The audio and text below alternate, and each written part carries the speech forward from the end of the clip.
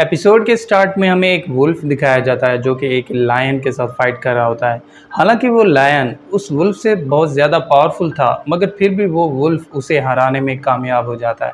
जिसके बाद रिवील होता है कि वो वुल्फ अपने पैक का सरदार है और उसने अपने दोस्तों के साथ मिल के बहुत से लैंड्स पे कब्जा किया है। मगर उसकी ख्वाहिश इससे भी ज़्यादा थी, यानी वो इससे भी ज़्यादा लैंड्स पे कब्जा करना चाहता था। इसलिए वो रोज़ाना चाँद की तरफ देखता था और उससे और ज़्यादा लैंड्स को कॉन्कर करने की पावर मांगता था। लेकिन एक दिन उसकी ये ख्वाहिश भी पूरी हो गई जब उसकी मुलाकात दूसरे पिलर डीमन यानी लॉर्ड अगारिस से हुई। लॉर्ड अगारिस उसके पास आ जाता है और उसके ऊपर डीमन क्राउन रख देता है, जिससे उस डीमन क्राउन की सारी पावर उसके अंदर ट्रांसफ़र हो जाती है, जिससे वो वुल्फ से डीमन वुल्फ में ट्रांसफॉर्म हो जाता है। सिर्फ यही नहीं, डीमन क्राउन से उसे जो पावर हासिल हुई वो उस पावर को अपने पैक के अंदर भी ट्रांसफ़र कर देता है, जिससे वो भी डीमन वुल्फ में ट्रांसफॉर्म हो जाते हैं।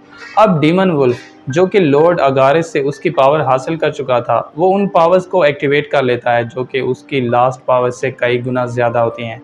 ये देखते ही डीमन वुल्फ अपने पावरफुल मूव यानी डीमन आई को एक्टिवेट कर लेता है और उसकी एनर्जी को अपने पैक के अंदर ट्रांसफ़र कर देता है, जिससे उसके साथी जो कि नाइट्स के साथ फाइट में मारे गए थे वो दोबारा ज़िंदा हो जाते हैं और डीमन वुल्फ की एनर्जी से उनकी पावर पहले से कई गुना ज़्यादा बढ़ जाती है। क्योंकि अब डीमन वुल्फ ने अपने साथियों को दोबारा ज़िंदा कर लिया था, इसलिए बिना वेट किए वो अपने पावरफुल मूव यानी वुल्फ क्ला को एक्टिवेट कर लेता है और उससे लॉर्ड शिंजू पे अटैक कर देता है। मगर लॉर्ड शिंजू अपनी पावर से उसके अटैक को रोक लेता है। क्योंकि लॉर्ड शिंजू अपने दोनों हाथों से डीमन वुल्फ के वुल्फ क्ला अटैक को रोक रहा था और वो वहाँ से मूव नहीं कर सकता था, इसलिए ये देख के डीमन वुल्फ हंसने लगता है और उसे बताता है कि मैं तुम्हारी आंखों के सामने तुम्हारे लोगों को मारूंगा और तुम कुछ नहीं कर पाओगे। अपने लीडर की बात सुनते ही वो सभी वुल्व्स फिर से नाइट्स पे अटैक करने लगते हैं। क्योंकि उनकी पावर पहले से कई गुना बढ़ चुकी थी, इसलिए उनके अटैक्स भी बहुत पावरफुल हो जाते हैं, जिनके लगने से नाइट्स काफ़ी हर्ट हो जाते हैं।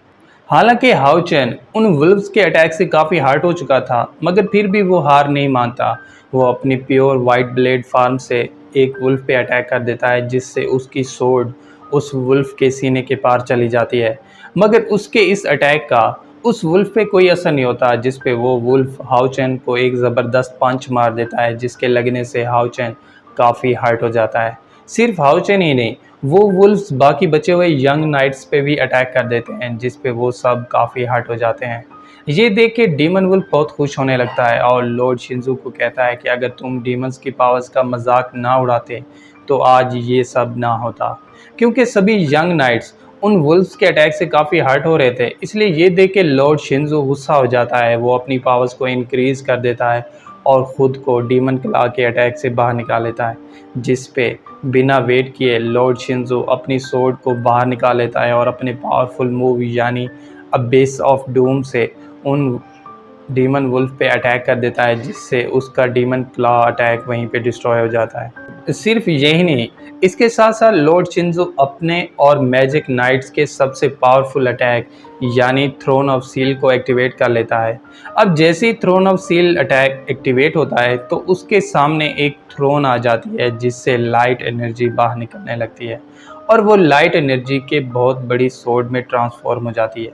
ये देख के लॉर्ड शिंजू उस थ्रोन के ऊपर बैठ जाता है और अपनी सोर्ड को अपने आगे कर लेता है, जिससे उस थ्रोन ऑफ सील की एनर्जी से बने मैजिक नाइट्स वहां आ जाते हैं और उसके आगे झुक जाते हैं।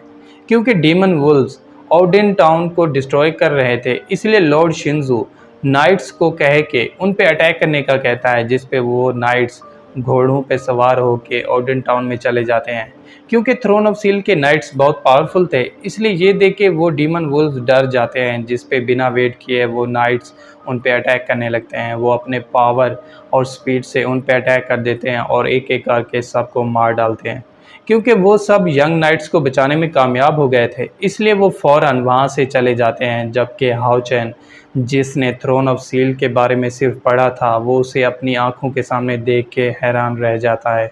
क्योंकि लॉर्ड शिंजू की throne of seal doom and slaughter की थी, इसलिए ये देख के डीमन वुल्फ शॉक रह जाता है, जिस पे उसे यकीन हो जाता है कि ये बंदा जिससे वो फाइट कर रहा है वो लॉर्ड शिंजू है, जिसने डीमन लॉर्ड फेंग वू से फाइट की थी।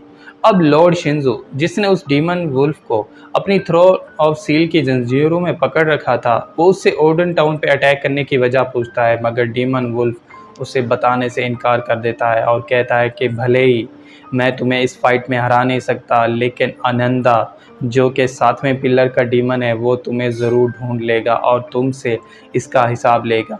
ये कहते ही डीमन वुल्फ खुद को सेल्फ डिस्ट्रैक्ट कर देता है, जिससे उसकी बॉडी और सोल पूरी तरह से डिस्ट्रॉय हो जाती है। क्योंकि डीमन पिलर के डिस्ट्रॉय होने से डीमन क्राउन बाहर निकल आता है, इसलिए वो डीमन क्राउन वहाँ से भागने की कोशिश करने लगता है, मगर लॉर्ड शिंजू अपनी पावर से उसे एक एनर्जी के क्यूब में कैद कर लेता है और फिर अटैक करके उसे डिस्ट्रॉय कर देता है। क्योंकि लॉर्ड शिंजो ने अपनी थ्रोन ऑफ सील को एक्टिवेट कर लिया था, इसलिए 7वें पिलर का डीमन आनंदा उसकी एनर्जी को महसूस कर लेता है और अपनी डीप स्लीप से जाग जाता है। क्योंकि वो कई सालों से लॉर्ड शिंजू को ढूंढ रहा था और अब उसे उसकी लोकेशन मिल गई थी, इसलिए बिना वेट किए वो अपने स्पीयर से लॉर्ड शिंजू पे अटैक कर देता है, मगर लॉर्ड शिंजू आसानी से उसके स्पीयर को पकड़ लेता है और फिर अपनी एनर्जी से उसे डिस्ट्रॉय कर देता है। जिस पे आनंदा उसे बताता है कि अब तुम्हारे पास छुपने की कोई जगह नहीं है, मैं बहुत जल्द तुम्हारे पास आऊँगा और अपनी पावर से तुम्हें डिस्ट्रॉय कर दूँगा। ये कहते ही आनंदा और उसकी एनर्जी वहाँ से गायब हो जाती है।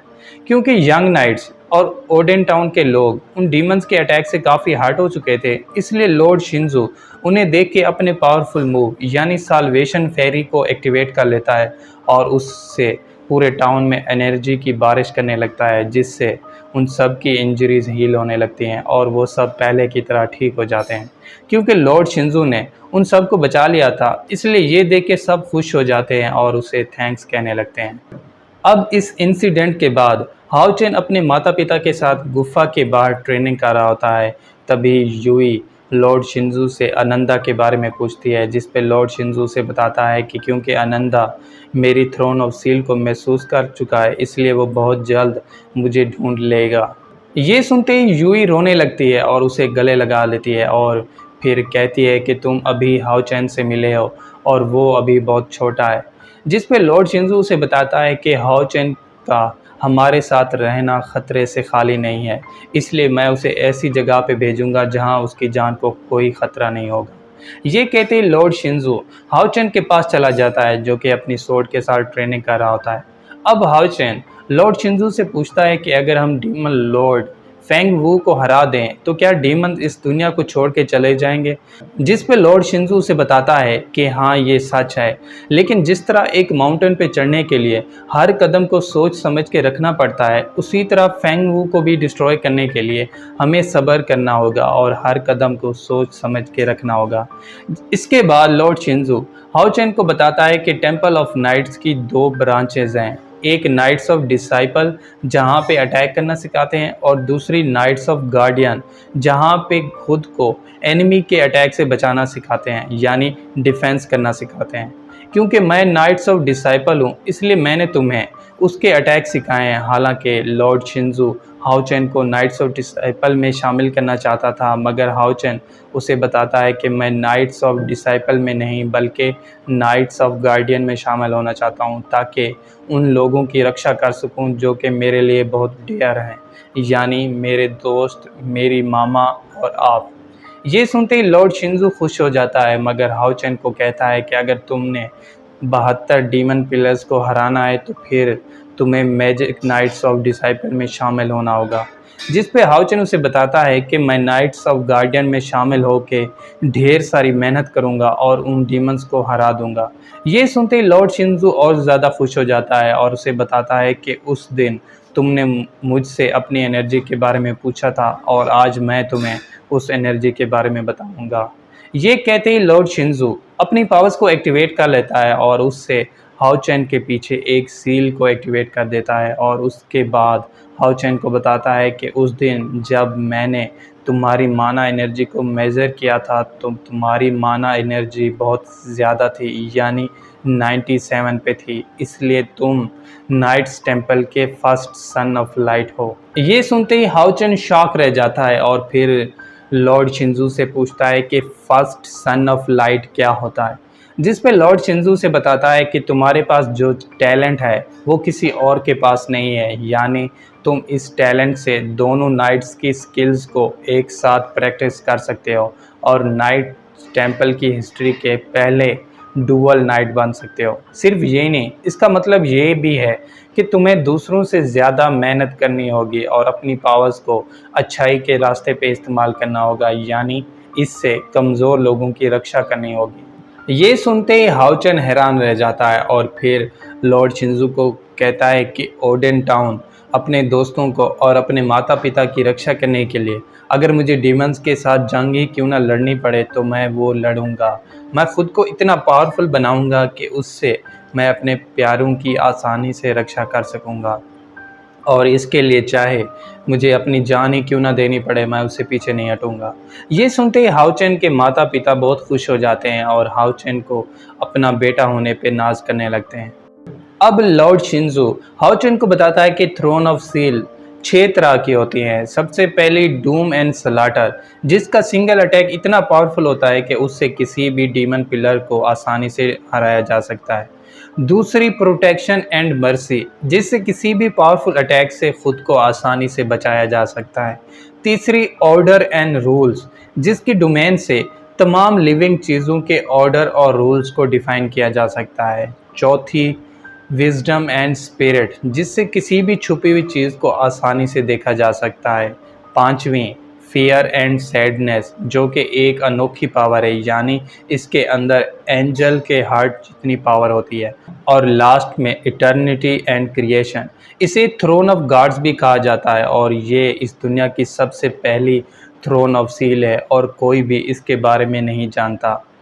सिर्फ यही नहीं, लॉर्ड शिंजू उसे ये भी बताता है कि अगर तुम मेहनत करो तो अपनी खुद की भी थ्रोन ऑफ सील बना सकते हो। ये सुनते ही हाओचन शॉक रह जाता है।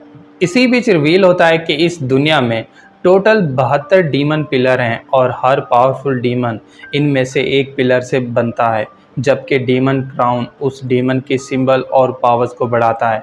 जब वो डीमन मर जाता है तो वो डीमन क्राउन वापस अपने पिलर के पास चला जाता है और फिर नए सक्सेसर को ढूंढता है, और अगर वो डीमन क्राउन डिस्ट्रॉय हो जाए तो फिर उसे दोबारा बनने में कई साल लग जाते हैं।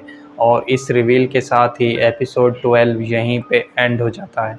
तो दोस्तों, अगर आपको एपिसोड 12 की एक्सप्लेनेशन अच्छी लगी हो तो चैनल को सब्सक्राइब और वीडियो को लाइक ज़रूर कीजिएगा। और अगर आप चाहते हैं कि मैं आगे के एपिसोड्स को भी एक्सप्लेन करूं तो कमेंट करके ज़रूर बताइएगा। Thank you.